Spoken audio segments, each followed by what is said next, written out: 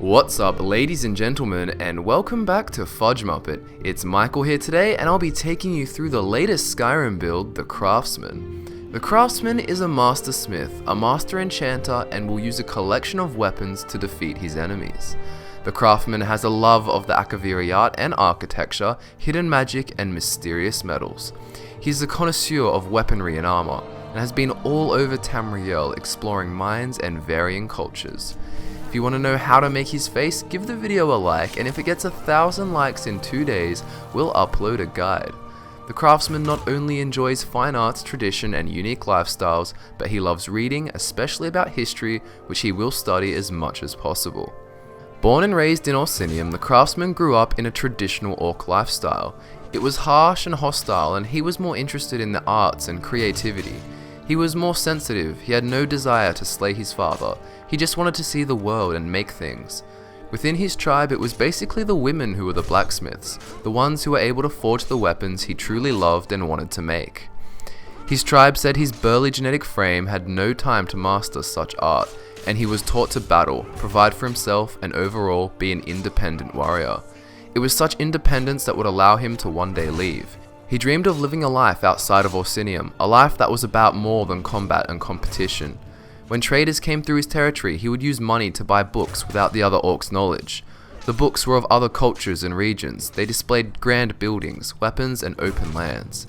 He wanted nothing more than to explore these lands and learn of the weapon designs and cultures outside of his own. He traversed all of Tamriel, from High Rock to Blackmarsh, from Morrowind to elsewhere. He would be known by his tribe from now on as a city orc, not that he cared. After many years, he had seen things that most other orcs could never dream of, and traveling to Skyrim to investigate old Akaviri ruins, he was caught at Helgen. The skills for the Craftsman are two-handed, heavy armor, and most importantly, smithing and enchanting. All the perks you will need can be found in the link in the description. Heavy armor will be used for protection and two-handed to weld the weapons you create. The Craftsman is particularly fond of two-handed weapons, and therefore two-handed will be his combat skill to deal damage with greatswords, battle axes, and warhammers. Smithing and enchanting will be used to buff your armor and weapons, and we recommend enchanting Blade's armor with Fortify Health, Fortify Two-handed, Resist Magic, and Regenerate Stamina. Remember to have a bunch of different weapons in your inventory, all for different uses. For example, in this video we have a Daedric Warhammer called Fires of the Ash Pit, which causes fear and does fire damage. We also have a Stalrim Greatsword called Atmora's Curse, and this does paralyze and frost damage, and finally a Glass Battle Axe called Trinamax Guidance, which does chaos damage and absorbs stamina. You could also have a weapon for soul trapping, which will be useful, and you'll definitely need to do Azura's quest to get the Black Star.